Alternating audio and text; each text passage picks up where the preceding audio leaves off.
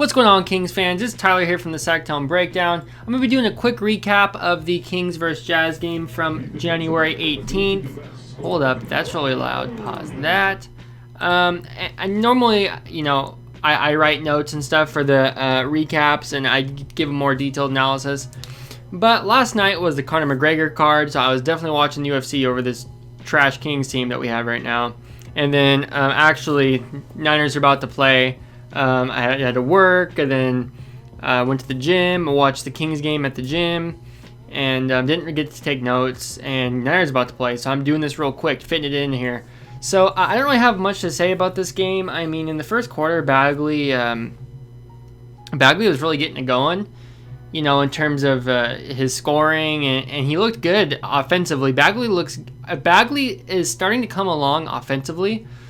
Defensively, he's got so much work to do. It's like, I don't even want to talk about it. It's crazy. But first quarter, we played all right the first couple minutes. Then the Jazz just pretty much annihilated us. And the thing with the Jazz, too, it's crazy. They don't even, really... I mean, Joe Ingles just have the ball in his hand. He'll just shoot a three and make it. It's like, wow. Or whoever, Donovan Mitchell, whoever, they just hit threes, and it's like we're struggling. The Kings can't even hit a three to save their life, and it's just like, it's so hard to watch. Seems like every other team can get buckets except us. We just cannot buy a bucket, and it's so frustrating. One important thing to note to point out: the Sacramento Kings, the Sacktown Kings of comedy, as I like to call them. They allowed the Jazz to score on their first 10 possessions straight. So every possession, their first 10 possessions in a row, from the start of the game to the 10th possession, they scored in every single one of them. Kings couldn't get a stop on the first 10 possessions. Kings never led the game, ever. Not even 2-0 in the beginning. Kings never had a lead. And, I don't know. It's frustrating. I mean, what are you going to do? The Jazz are obviously a better team. And, what's funny is one thing I wanted to point out, too, was I was watching on my phone. I was watching the game at the gym, and I found a stream, a website that replays games, like a legal streaming website. So I was watching it on there because that's the only way I could watch it, because League Pass doesn't actually allow you to watch your local market teams for 3 days, which is annoying. So I had to find a legal streaming site to do so. Found one, and it was actually cool, kind of, because it was the Jazz commentators, not the Kings, which normally I don't like other teams' commentators, but I got to get a little insight on how other teams think about the Kings. And basically, the Jazz commentators were creaming their pants anytime De'Aaron Fox did anything. They loved him. They kept calling Bojan Bogdanovic Bogey, which was really weird because we have a bogey. It's Bogdan Bogdanovic. I thought that was really weird. They have the same nickname, apparently. And the part I found most funny, which this is going to anger most of the fans here in the comments, most of the Kings fans, they basically said that the organization is being really patient with Luke Walton because they know the kind of team he has, and that they're young, and they need to basically be showing how to do things. Really annoyed me because I'm looking at this team that was on their way to success last year. We fire Yeager, hire Walton, which I thought was the right move at the time. I was wrong. At least I think I was wrong. Maybe not. Maybe I won't be wrong. Maybe I'm gonna look stupid in a year for saying that we shouldn't have fired Yeager. I mean, it's all, we just have to see how it plays out. But regardless. They basically said, the Kings, Luke Walton's fine. They're being patient with him because they know the kind of team he has. They're young and they got to build it up or whatever. And I'm thinking really? That's really not what's happening. I mean, according to Kings fans look at it the other way around. We were doing good till Luke Walton came here. I mean, that's how most Kings fans look at it. So I just thought that was interesting. That's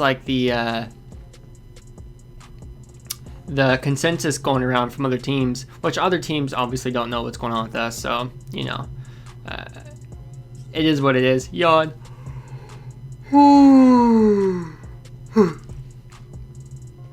Okay. So, anyways, I thought that was interesting. Overall, though, I mean, De'Aaron Fox was picking up fouls. Bagley was playing all right. Like I said, defensively, he's got a lot to work on. And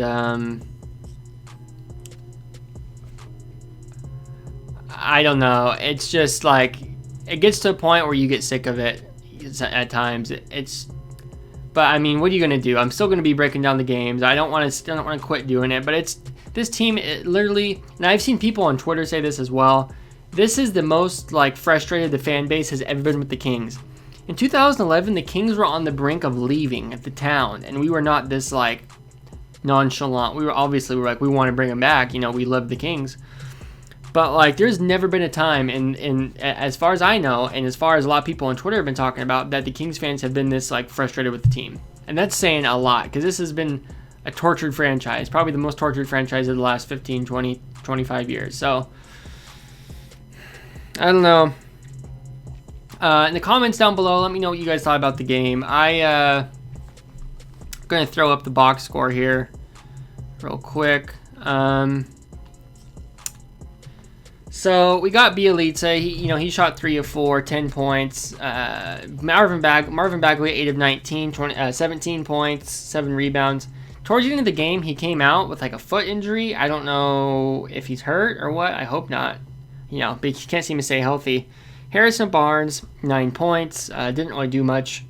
De'Aaron Fox, 21 points, 10 of 16 shooting, efficient for Fox. Little yawn, excuse me. Man, I'm about to fall asleep during the Niners game. 21 points, 8 assists.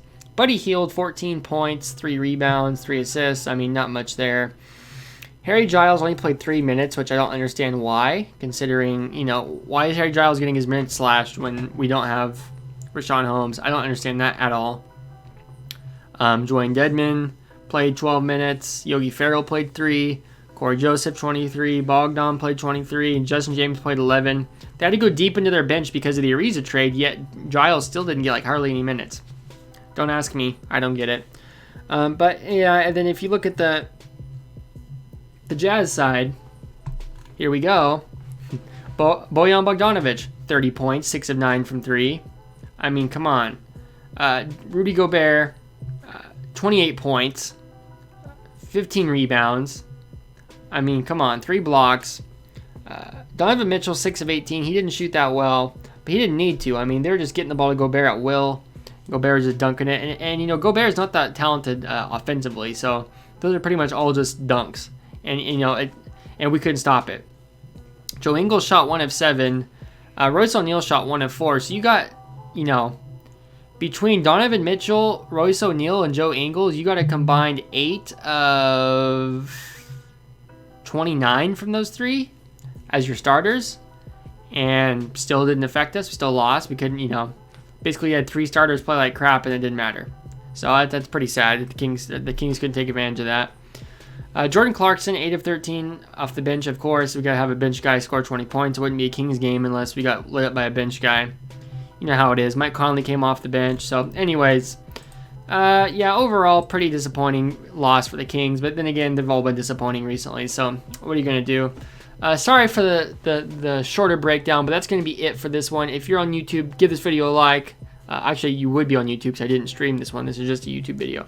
But if you like this video, give it a like, leave a comment, subscribe if you're new here to the Sacktown Breakdown. For Skip, I'm Tap. Thank you guys so much for watching. I will see you in the next breakdown.